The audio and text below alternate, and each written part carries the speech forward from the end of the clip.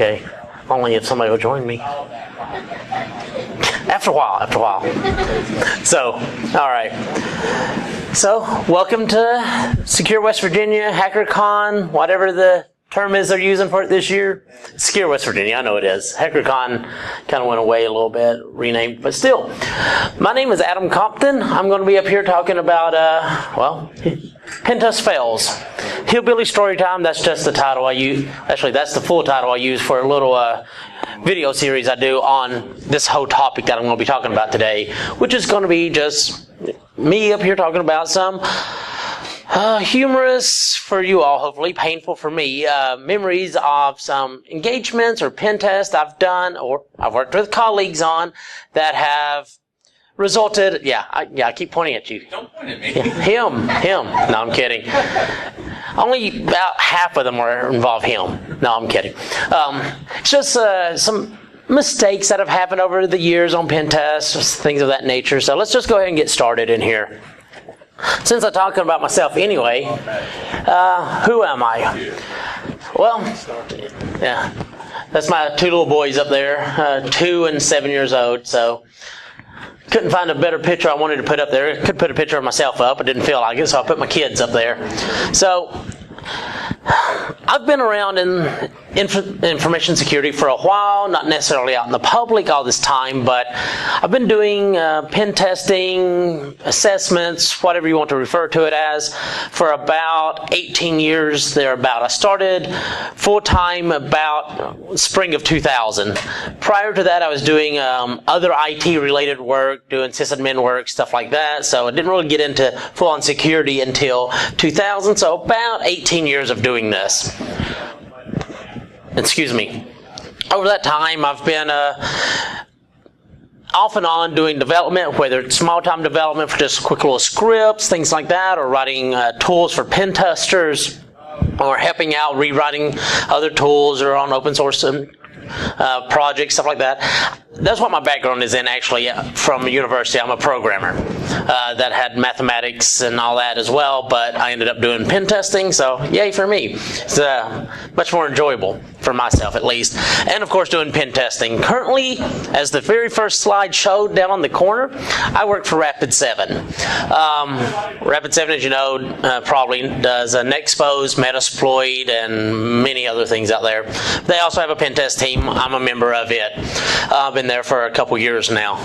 So that's enough of that. But on top of that, yeah, I can say I'm a pen tester and all that, but more fundamentally, I'm a father, son, brother, husband, and the one at the bottom down there gets more laughs in places that aren't in the mountains already. So, like, I don't know, out in Vegas or in other countries, but when they don't understand it well. I was born in Pike County, Kentucky, and grew up there for the first 10 years of my life before we moved away.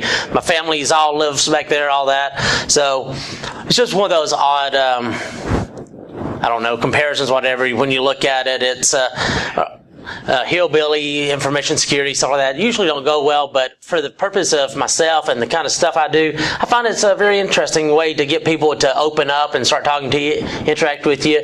Just come up there. It's a good icebreaker. Like, wait, what? You're a hillbilly? So you go talk to them. It helps if I'm not wearing shoes at the time, but nah, just kidding on that. But yeah, actually I don't like wearing shoes. I wear sandals all the time. So, what are pen test fails? And honestly, one of the first things that popped into my head when I was going to make this presentation was, what kind of talk am I going to do? Do I have any new exploit out there? Do I have any new tool I've created? What can I talk about this time? And then I'm like, oh, well, why don't I talk about all the things that don't result in some awesome new news or something like that? Because you go to conferences like this or Vegas or wherever, you go out on Iron Geek's website or YouTube, wherever, look at all the new awesome InfoSec videos out there. Vast majority of those are talking about this new exploit I just created or this new tool I just created. I've done some of those myself, I fully admit it, but I've also been in the audience looking up at some of these people talking about this going, wow, that's great. I can't do that. Or why isn't I tried that and it didn't work. What's going on? Am I not as good as they are? What's going on? They're the rock star. Of course I'm not that good. Stuff like that. But I'm like, but that's not true. It's just a matter of the fact that when we see people give these presentations, we're just seeing that one snapshot in time. We're seeing their success. You don't see the hours, months, possibly years that went into research and into development of whatever that tool or technique was. We don't see all the failures that they had along the way. We just see that one glorious end result. And since that's all we ever see, and we don't see the negative side of it, the long, ongoing process, we tend to internalize that a little bit. At least I know I do. Maybe some of you all do too. You look at it and go, wow, I'm not that good. I don't get those results. Maybe I shouldn't even try. No, always try it. Just go ahead and try it. You're going to stumble along the way, but you very well might end up at that nice end result, and you get up here and give talks. Even if you make mistakes all the time like me, you still get up here and give talks about making mistakes. And that's what I'm hoping to do today, is just talk about some of these mistakes that have happened over the years to myself, to coworkers, to friends of mine, stuff like that, as we've been doing Pentest. Like I said, I've been doing this for about 18 years, so I have a nice history of Pentest to pull on there about mistakes I've made. A lot of these are mine. Some of them are friends of mine, as I said, but just to share this out there, hopefully you can get some laughs out of you, or if it's amusing at least, that's great. But if nothing else, it just helps you understand that, my goal is that, helps you all understand that it's okay to make these mistakes. When I first started out, I was new to the field. Okay, I can make mistakes then. Been doing this for going on 2 decades. I shouldn't be making mistakes now, but the honest truth is, it doesn't matter how long you're doing something, you're going to make mistakes. Just not the same mistakes, hopefully. So yeah, you'll notice a different style to my slides too. I just throw up that and then I talk that. Yeah, let y'all read that. So when I first started out in InfoSec, it was kind of an oddity. I was supposed to be, I'd been doing some intern work and what have you for this one company. Finished up what I was working on before, and when I came back to work full-time at this company instead of doing the intern, co-op, whatever you want to call it, the office I wanted to go into didn't exist anymore. So I'm like, oh, but I have a job. They're like, yeah, you have a job. You just don't have an office to work in. Find you an office. So I hunted around in the company and came across a pen testing group in the company. I'm like, oh, that's great. Can I talk to you all about this? And then, yeah. So I ended up working there after about a couple of days of going back and forth with them. So I went into pen testing with no background in it, with no understanding of what I was getting myself into. Then I just got thrown in there. So one of the first things that happened to me was, on day one, I walk in, they give me my desk, they're like, okay, you see the big stack of old Spark systems and PC systems over there in the corner? Yeah. Build a lab. I'm like, what do you mean build a lab? Like, we each have our own little test lab on our desk here. You build yours. So luckily I had some background in doing Unix system administration, so I went ahead and built myself a nice little setup there. Built out a nice little network. Within the first 2 weeks, I'd say around the 2-week mark, I was actually thrown out on my first engagement. Luckily it wasn't by myself, I was partnered with somebody, but I kind of hit the ground running there, or got thrown into the deep end, or whatever term you want to use in there. Not all of us come from like pen testing, like experience, like you wanted to do this or you went through the training for it. Now, some of you are like this, you just get thrown into it and you either sink or swim. Luckily, I had a great team of people with me, mentoring me along the way and helping me and encouraging me. I admit, I know that not everybody has that, but hopefully if you do get stuck, you can reach out to the InfoSec community. It's a great community, lots of people out there willing to help out any way they can. There are going to be those little naysayers out there, but as a overall, I say the InfoSec community is really great about helping people out if you ask for the help. So I had my team working with me there. They mentored me, they helped me out. And then came to the time that I was leading my first pen test. On my first pen test, this is way back, 2000-ish. And we didn't have all the nice tools we do now, Metasploit or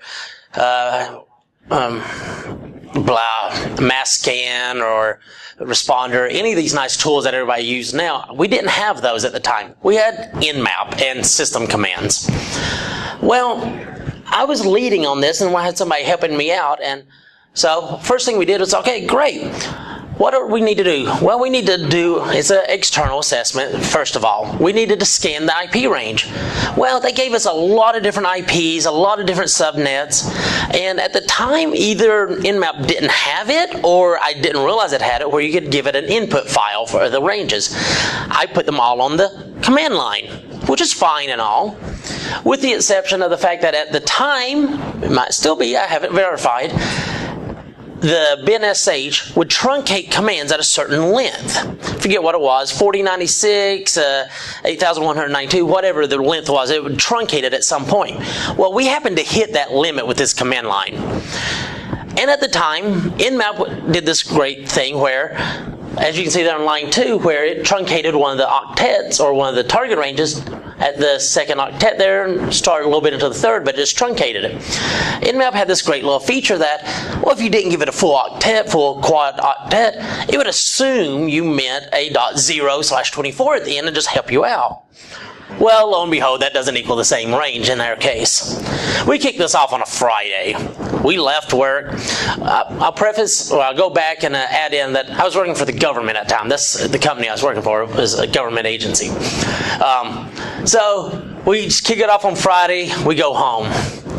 Division chief calls me up on Saturday morning, or late Friday night, I forget when it was now, but calls me up not too long after going, we just got a call from so-and-so motor company, and they're wondering why we're scanning them. I'm like, what are you talking about? They're like, yeah, you might want to come in. So went in. They'd already killed the scan and all that, but turns out that the IP range that we were supposed to be scanning was valid, but when it truncated it and redid it like this, it actually targeted the internet space of some motor company, a car motor company out there. Well, a little back and forth. What could have been a bad scenario there, the company was fine with it. Like, oh, no, that's fine. If you did scan us, that's fine. Did you find anything? We're like, oh, no, it's just a port scan. It's a port scan, but here's what we found. And they're like, okay. So it went off on its way. And I'm sitting there feeling horrible, mortified that on my first one, I'm leading myself. I inadvertently scanned the wrong target. I didn't understand the tool properly enough to do what I needed to do.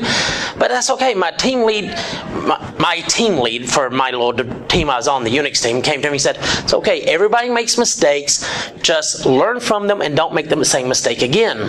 And that 2 little sentences right there, or 1 sentence depending on how you hyphenate or whatever, ended up being sort of a motto for myself for anything I tried from there on out in my life. It's, if you make a mistake, it's okay. Everybody makes mistakes.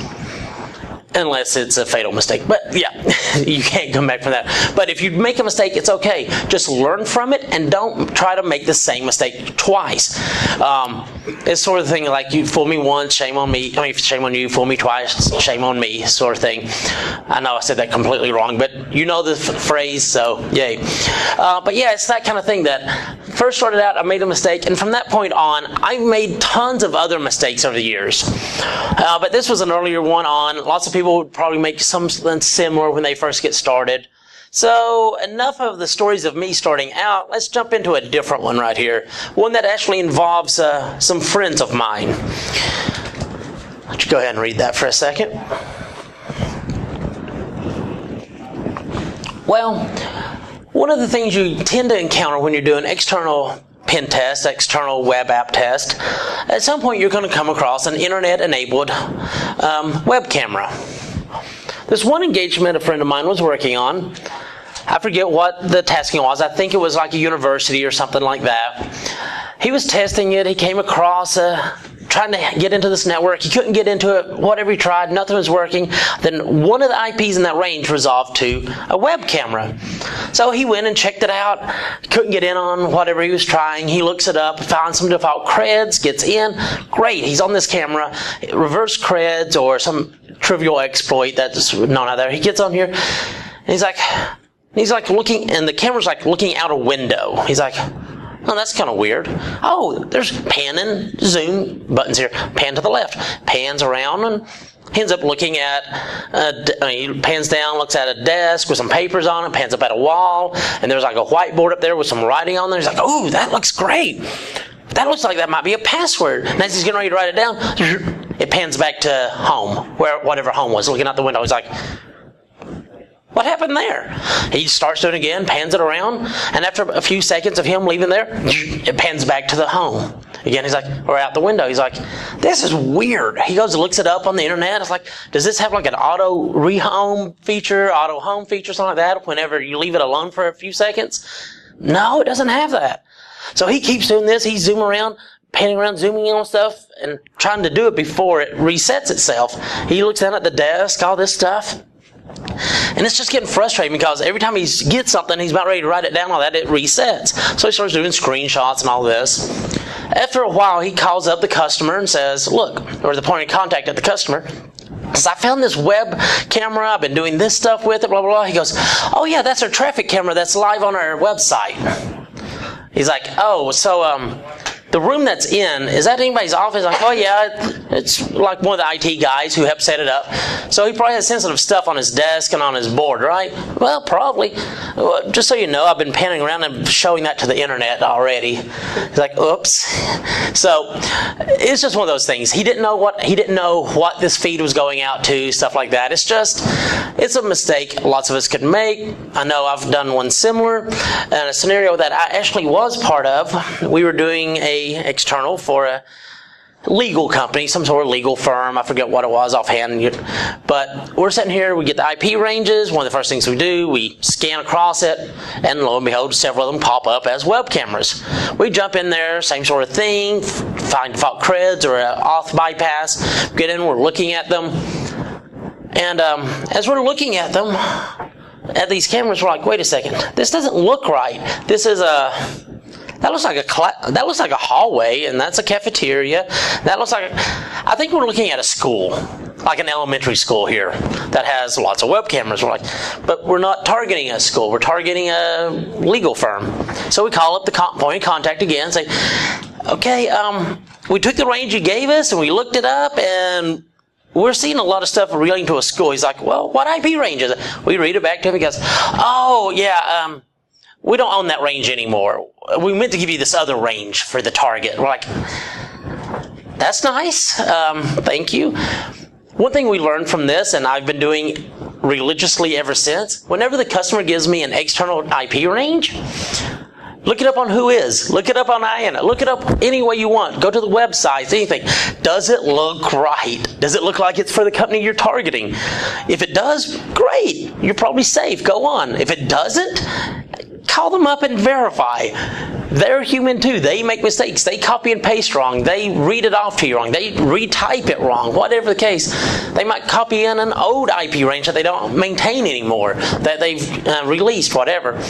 But to save you the headache of having to go through your legal department to help make sure that that other website that you just hacked is okay with you hacking them, even though you don't have a contract with them, save yourself the headache of having to go through all that by double checking everything that the customer gives you as the scope and everything. It's also true on the internal as well, because if the customer gives you an IP range and then you go back to them like, are you extra super sure this is the range you want me to target? And they're like, well, we can pull these other ones out of there because those are our old legacy NT4 servers that can't ever go down.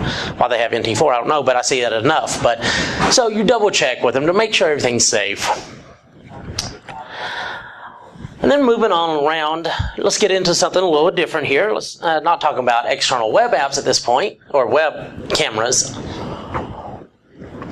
Let's talk about some physical security here. Physical pen test, whatever you want to refer to it as. There was this one time I was doing a physical assessment for a company in Manhattan, which was a little oddity there. I have never been, this is like the first time I've ever done an assessment in Manhattan for internal pen test, whatever. First time doing an assessment up there, so I was a little nervous anyway. We get the IP range, we get the address from the customer, or I get it from our project manager who got it from the customer at some point along the line. I didn't verify anything, and that's where the issue comes back. So I have this address. One of my coworkers with me who's there doing something else. It's like, oh yeah, I'll accompany you up there to help scope out the site. So we go up and we scope out the building. We're looking at it. And it's like, okay, this is kind of weird. It's all the way across the block. So we're taking pictures, walking around, taking pictures of the loading dock, walk around to the other side of the building, and this large, scary security guard that was standing at the other side of the building originally is now at this side, staring at the window, staring at us. I'm like, okay, this is kind of creepy. So keep doing our stuff and walk away. A little bit later, I wait until evening comes. I walk back to the building. I sneak in.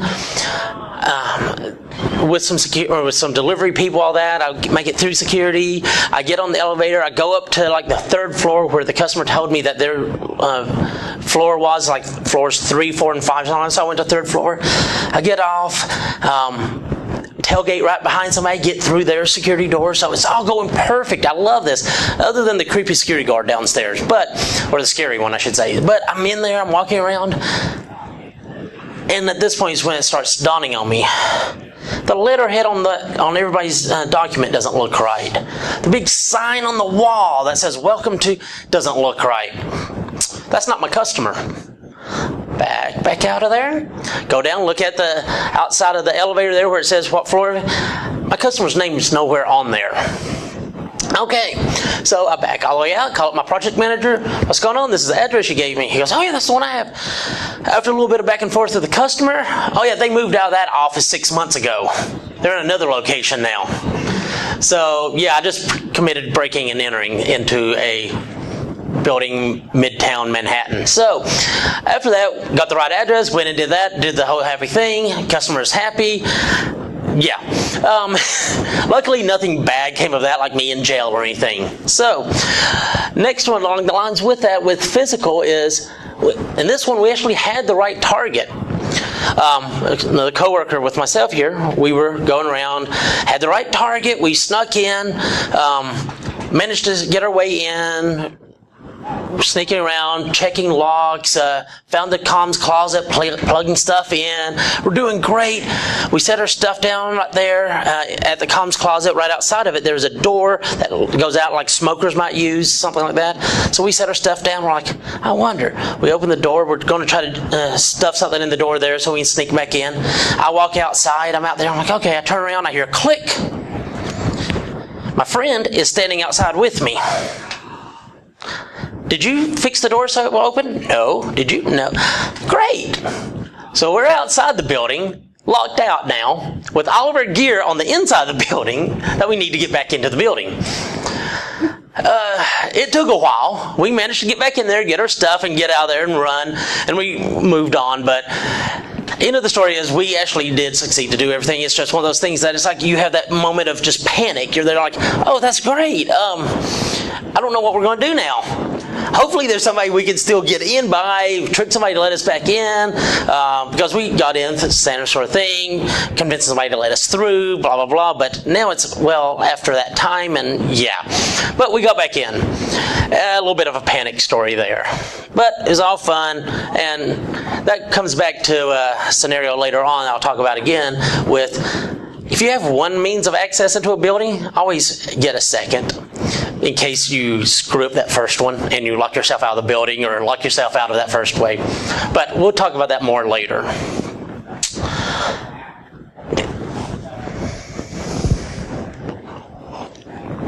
Many, many years ago, there was a case where I was working for a company that, for whatever reason, loved selling one-day external web apps. Not sure why. They loved it.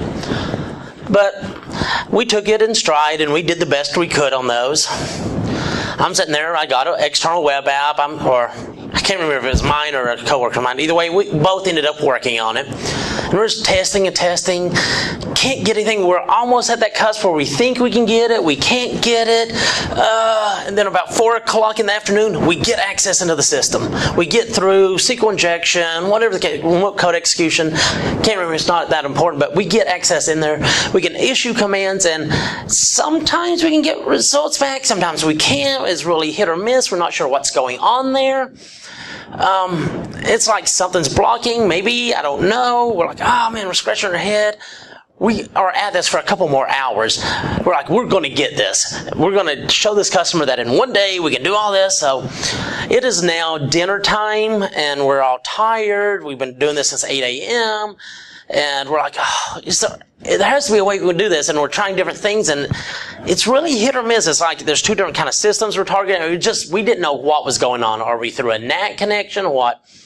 One of the intern walks over and goes, what's going on? We explain the scenario to him. He goes, so it sounds like what you're saying is something's being on the remote system or the target system is like filtering the results or logging like that. We're like, yeah. He goes, well, you know that like the Windows firewall logs everything that it tries to block and all that, so you can look at those logs. Well, it's not enabled. And he goes, well, just enable it, and so you can see what's going on. We're like, okay. And as soon as we type it in, the command that would initiate or that would start the Windows firewall, hit enter, any kind of connection we had on that system just disappeared. At which point we do a massive facepalm, because the one system that we had access to, or the system we had access to, one way we just locked ourselves out of because of one of many things. One, like idiots, we blindly entered the command that the intern told us because, number two, we were extremely tired. So it's one of those things that if you're doing anything when you're very tired, you're more likely to make mistakes. Whether it's using power tools, it's hunting, it's pen testing. Yeah, you get in that groove, you want to do it, but you start making mistakes. And two, when you are in such a state, don't blindly enter any command the intern tells you, because, well, they might be accurate or they might be a complete idiot, like in this case, and you as complete idiots follow their commands and lock yourself out of the system. At which point we're like, oh yeah, I'm sure it's logging everything now, but we can't do anything with it, so we pack up, go home, say goodnight. It's just one of those. It's funnier if you were there because we're all delirious at the time when you're doing it, and yeah, we're pissed and delirious and laughing, and yeah, it's just a bad scenario around. But it was a one day, so we can't go back the next day and try to fix it, so it was done. So moving on into a little different kind of stuff now, going into a little bit of social engineering, email social engineering, phishing, if you will. Passed to me from a friend of mine, this story. So this one, not mine, passed to me from a friend. I'm pretty sure. I might be remembering that wrong. It might be me and I just block it out. But still, so there was this phishing engagement. Customer said, please do a phishing engagement for us. We have 200 people we want you to email. You can do multiple campaigns, different kind of scenarios if you want. So they decide to break it into two groups, 100 and 100, two different kind of scenarios. First one, they work it all out. They get it all queued up. You have your primary person and your secondary assistant on the project, intern, analyst, whatever. The primary person told the team lead told the analyst, help set it all up, write out a good story, all that. I'll prep everything else. We'll be good to go when it's time. And so at that point, they have it all set up. They hit the button. It sends the 100 emails, instructs the people to go to this website so they can hack them, they can capture their creds, whatever the scenario was. They're sitting there watching, waiting for results to come in. Nothing's showing up. They wait a little longer. They wait 15 minutes, half an hour. Nothing's happening. They wait for about 2 to 3 hours, I seem to remember, and nothing's coming back. They're like, what in the world is going on here? So they're like, well, let's test it ourselves. So they go, oh, no one thought to start the website. They sent the emails instructing people to go to the website, and then the website wasn't open, so everybody's getting 404 errors, or host not found, or whatever the scenario was. It wouldn't be a 404, but still, same concept. The website isn't there, so like, oh man. So if we send another set of emails to the same people, yeah, we probably burn those. So let's go ahead and jump to the second scenario now. So they're like, okay, let's make sure everything's set up. The intern set up all the phishing payload, stuff like that. The email, the content of the website, the other analyst or the other consultant there's like, okay, went to the website is up and running, we're all good on this, hit enter. It says off another 100. Well, they're sitting there waiting. Oh, one result came back. Great. 15 minutes later, another result came back. This is really slow. Like, they're typically used to much higher results coming back. They're getting like one every 10, 15 minutes, maxed out about like 10 of them total out of the 100 they sent. Not sure what's going on, so they went and checked it. Website's up, captured everything. And then that's when the team lead on the project looks down and says, "Where did you get this phishing email at?" The intern says, "It's from the last one I ran." Well, did you change anything in there? No, why? It worked. It has a different company name in there. It says something totally different. It's referring to legal forms, and this is a cooking company or food related company. He's like, "Oh, yeah, sorry." So, in that scenario, they did manage to turn that aspect of it around a little bit, because other than the massive failure that resulted in that, and you can't send out the phishing emails again, not easily within the time frame, but there could have been some things they could have done. But what happened was that they ended up finding the silver lining there, writing up the report that's saying, okay, even in the scenario that it is an obvious phishing attempt with the wrong company name and information, it's still 10% of your employee population by sample still fell victim to it. So they tried to spin it and hide their mistake in that, but I don't necessarily agree with the hiding your mistake, but trying to find a positive solution or positive outcome for whatever you did, still great. So it's kind of things like that which I look back at now and laugh at those kind of things, but at the time you're panicking about it. So I'm going to bring this to a close here pretty soon, but then I'm going to follow it up with a bunch of question and answer with everybody, or I have hundreds and hundreds of different stories in my head that if somebody wants to hear a particular type of story, I'd be happy to share any kind of story I can that I'm authorized to. But if anything you learn from this, it's that always double check everything. If it's something that you wrote down yourself, you copied and pasted it over. If it's something the customer gave you, if it's something you're sending the customer, double check everything. Measure twice, cut once sort of concept.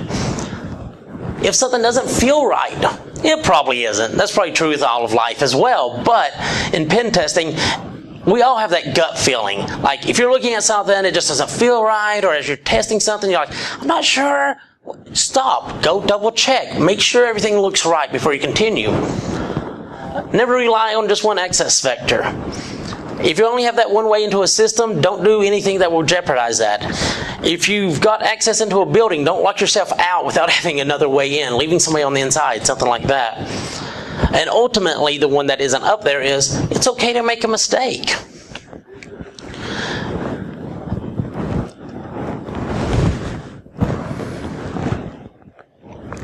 As people who know me and have known me over the years, have worked with me, they know I make mistakes. We all make mistakes. But I don't let the mistakes stop me. Going back to the motto sort of thing I stated there at the beginning, don't make the same mistake twice. Everybody makes mistakes. It's okay. So anytime I encounter something like this, I try not to let it really stop me. I just let it go, learn from it, and move on. Now, you're going to say that every once in a while there are those kind of scenarios, those mistakes that are just so catastrophic, so damaging, that you're like, how do I move on from this? It's just a brick wall. You slammed into it. Maybe it's something that you're fearing is going to cost you your job or something like that.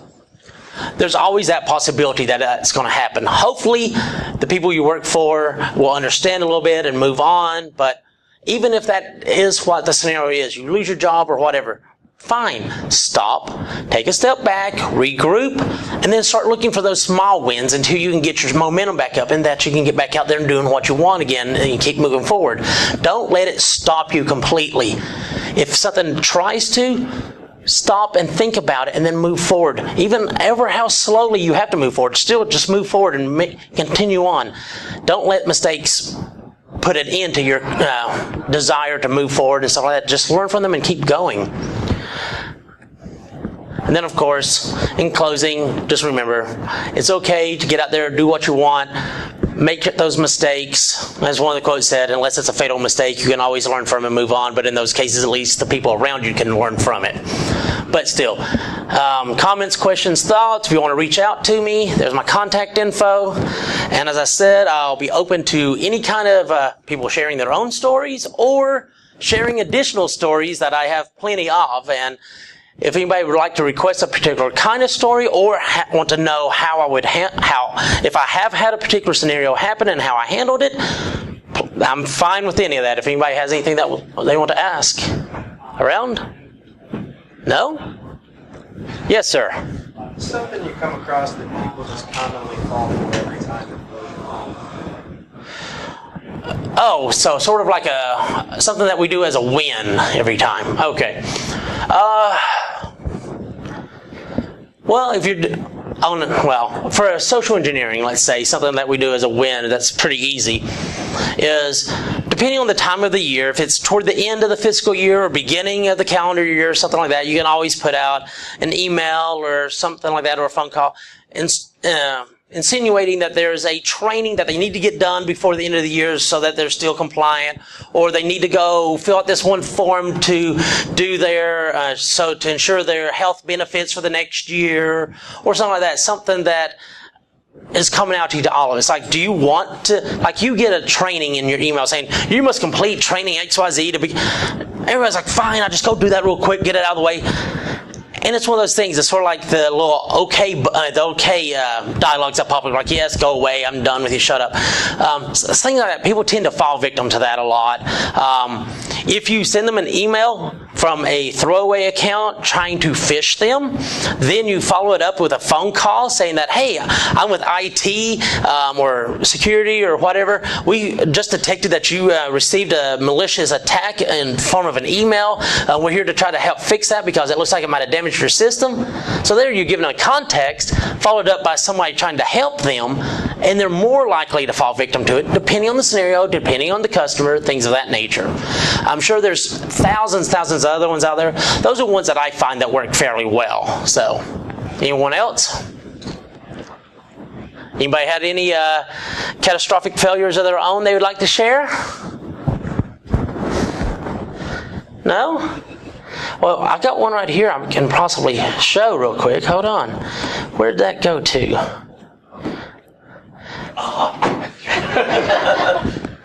No, I'm kidding. Yeah, sounds off. No, I'm kidding on that. But yeah, so it's one of those things that if you want to, where's that Pentest review? Does it go to the end again? Yes.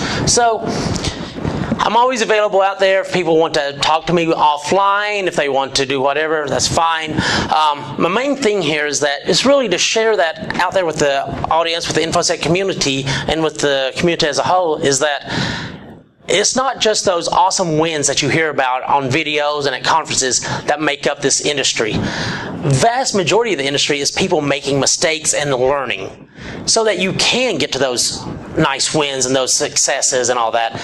Most of your time is going to be involved making mistakes. Maybe not these particular mistakes, and hopefully these haven't happened to you, but this is just a sampling of the kind of things I have encountered over the years. So if there's no other questions, I'd like to say thank you to all of y'all for having me here, and hopefully you're going to be learning from your mistakes out there, so thank you.